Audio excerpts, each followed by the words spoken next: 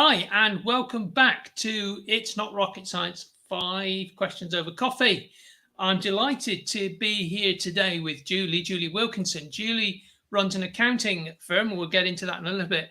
And she helps businesses to grow through acquisition with confidence, credibility, and calculated risk, which I think is fantastic. I'm really looking forward to hearing about that, particularly the calculated risk, Julie. So, welcome to It's Not Rocket Science 5 Questions Over Coffee.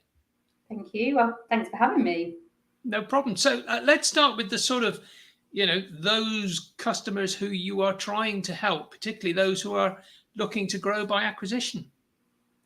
Yeah, so we have an accounting and consultancy firm.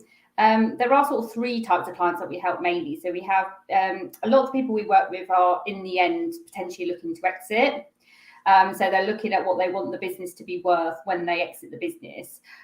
The acquisitions come into play often because they have a growth span that's not really viable just going organically. So the acquisitions is a route to help people expand quicker so that they can meet their exit strategies on the time frame that they want. So we help people plan their financial strategy longer term and then help them look at acquisitions and also then work with them to do the due diligence when they buy those businesses. Difficult job, actually. Sometimes the that span of trying to sort of grow quickly, isn't it? What do you find that businesses have done without professional help like you to try and do that? And sometimes I know, because I get involved in some of it, is the difficulties they end up getting themselves into. Yeah, so I think not bringing on enough finance support earlier enough on in the business, and I think that's often because people don't know it's out there, I suppose. So what I tend to find when businesses are getting to sort of about 500,000 stage, they are starting to get to the place where they could potentially, have an FD or a CFO. Now that might be part-time, but I still think people often get to that age and are a bit worried about spending money. So they creep and then people creep quickly and then it gets a bit out of control because so sometimes owners are some people are good at financial analysis and some people aren't, and some people are more savvy with business than others. But even if you have got the time, we find that when and you're quite good at it, you get to a size when you don't have the time to actually do it anymore. So you end up just not doing it, but you haven't brought anyone in to do it for you. And that's where people, I think, fall short of the financial analysis because they either don't do it at all or they've tried to do it, but they just don't have time. Yeah, and interesting. I was having a conversation with somebody this morning who was in a position where they were wanting to rapidly accelerate, but you start asking questions about cash flow forecasts and where are they at the run rate, and there is a blank look, and you go, okay, I think one of the problems might be that you haven't yet really grasped what your financials are, and they really need the help of somebody to sit them down and explain how they do that sort of thing, and then suggest, well, perhaps you need somebody one day a week to just come in and hold your hand through this, because otherwise, you're right, 18 months down the road, it's become extremely complicated, and they failed to grasp some of those cash flow forecasts or run rates and things like that, which actually make it very difficult for them to grow any further. Yeah, definitely. And I think, it becomes a bit overwhelming for people sometimes because they've got so much to think about. But at the end of the day, if you want to grow, you've got to put, someone like a CFO or someone like will take a lot of the work off them, but they are going to have to be open that they need some time to actually grasp and customer strategy thoughts. People can't do this type of growth without putting days aside to actually deal with the growth, and there's no point in trying to do the process. Even we can build the best reports in the world, but if you never have any time to take it in, then it's a bit of a pointless exercise anyway. Brilliant. Julie, what help do you help with doing this initially with some of the clients you come across? I guess you don't immediately just launch in and sort of say, right, it's £2,000 a day for me to even start engaging with you. What's the sort of route into getting help? So it does kind of depend where they are and who they are. So the two main types of clients is either we just get buyers come to us who are just looking to grow by acquisition. Now they could have businesses or it could be like a sideline business. So if you're at an acquisition stage, we come in sort of when they found the businesses because we're not brokers, so we don't help people find businesses. So they're either a buyer, but obviously a buyer can be a business, but if it's like an independent buyer, that's where it come in. So, but then on a generic business, if they're looking to grow, yeah, like you said, we have like what we call a discovery session, which is basically a deep dive where we go in and sort of assess where the business is. Because we find people that want to grow by acquisition, if they haven't got their own internal processes sorted, it can make it worse, basically, because they're bringing in more complex scenarios into their business and they don't even measure their own business, let alone another one. So we would sort of assess it to say, well, one, do we think they're ready? And two, like how we would get them on that journey to being ready to do the acquisition. The exit strategy is a whole nother conversation, because obviously that's more about them building their own internal processes so that the business is more of an asset than just sort of like a lifestyle. But it all encompasses really into the same sort of journey, because the acquisition is just an option within that growth journey. You can still exit and grow without an acquisition, but you still need to set things in place to actually be able to exit to maximise the value at the end. Love it. Absolutely love it. The fact that you're talking about that, once again, that's really the sort of thing that we deal with here, which is actually helping people to understand that, you can't exit a business if you're still at the center of it. And if it's still you and everything you do, that's no longer an asset. That's you. And to turn that business into something which is potentially saleable. And I only say potentially because too many times I find business owners who will turn around and go, well, I don't want to leave that much control in other people's hands. The answer is, well, you don't want to leave your business then, do you? So you might as well accept it. But, in order to be able to sort of get to the point where you can leave the business, you have to have processes, systems, checklists, database, all the rest of the things which are in other people's control that you can say, well, so long as they're doing everything that I need them to do, then I can actually walk away and leave the business in good hands. And that's when it becomes a saleable asset. Until then, it's just, as you say, it may be a very large lifestyle business, but it's still at the heart, it's still a lifestyle business.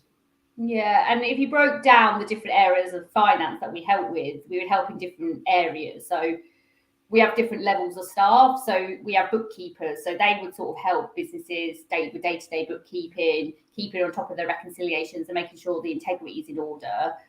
Then we sort of got our CFOs, which would help with the strategy. So if someone said to us, well, I want to exit in 5 years, we would say, well, before we do anything, let's build the forecast initially, just to see, like, if you carried on as you were, where would you be, like the value, and then looking at like what are the opportunities or the milestones they have to get there. And then you would have sort of the governance and controls piece around the organisation. So that would be more like who's doing what and where are the controls. So the example I generally use to people, if they wanted to pay a supplier, if they own still paying suppliers and they wanted someone else to pay a supplier, would they have an end-to-end order to payment control process so they could feel comfortable that someone would do that and it wouldn't go wrong? And sort of, so our CFOs, we can do like governance and control, so we can help look at the organisational structure and how those controls would help minimise like risk of error and fraud. Brilliant. Julie, what is there? Is there a particular book or program or course that you sort of you learned your craft through and you'd recommend other people to sort of get hold of and start thinking? Well, I'm a chartered management accountant by trade. I mean, I've been chartered for over 10 years. I've worked in sort of finance and different areas of finance for over 20 years. So there isn't, obviously there's courses and books that can give you knowledge, but I just think this type of thing comes with experience. Mm-hmm. And so I don't believe there's any course or book that can help them just magically do all this themselves overnight. I think obviously there's courses that can give people knowledge, some guidance. I just think the best thing to do is get the right help from the right people, because obviously we would be expecting. So when we come to look at organizational structure of a business, the first thing we'd be saying to people if they want to exit is, have you got a management team? Now that management team would probably include one of our CFOs, but it wouldn't only be the CFO. It'd be, do you have a sales director? Do you have a managing director?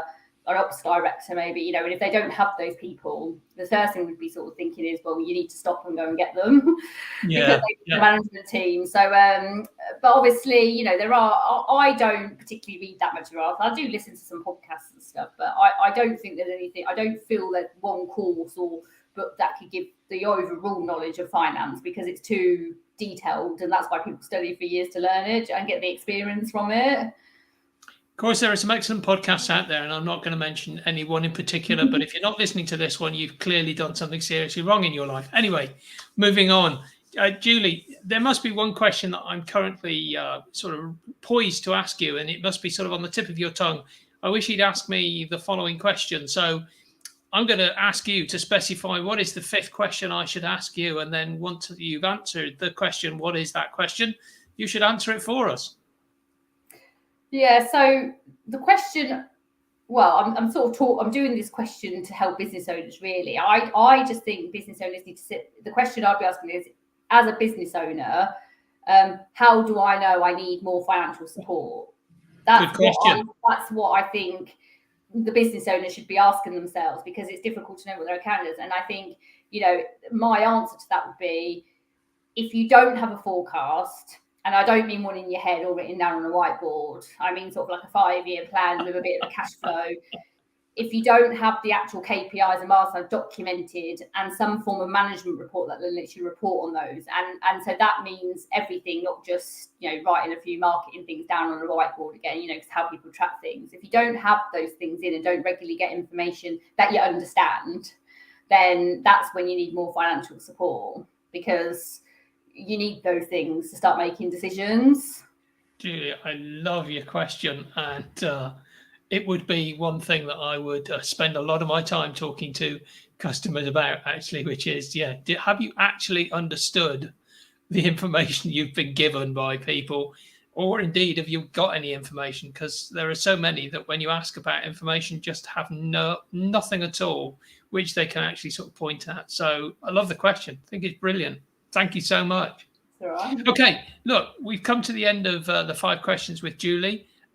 If you would like to get notifications about when we have an upcoming discussion such as this one, and want to join in, join us live, even ask questions, make comments, go to this link, which is tca.fyi/subscribe. That's tca.fyi/subscribe. Get on the mailing list. We've had quite a number of people join in the last few days, and you'll get a notification that we've got an interview coming up, such as people like Julie. You get some interesting information. It's not all sales. It's about helping you build a better business. So Julie, thank you so much for coming on. I really encourage people to get onto your website and find out about the sort of thing that you do in terms of getting people to sort of acquire and think about how to acquire sensibly and with sensible strategies. Thank you. Right, thank you.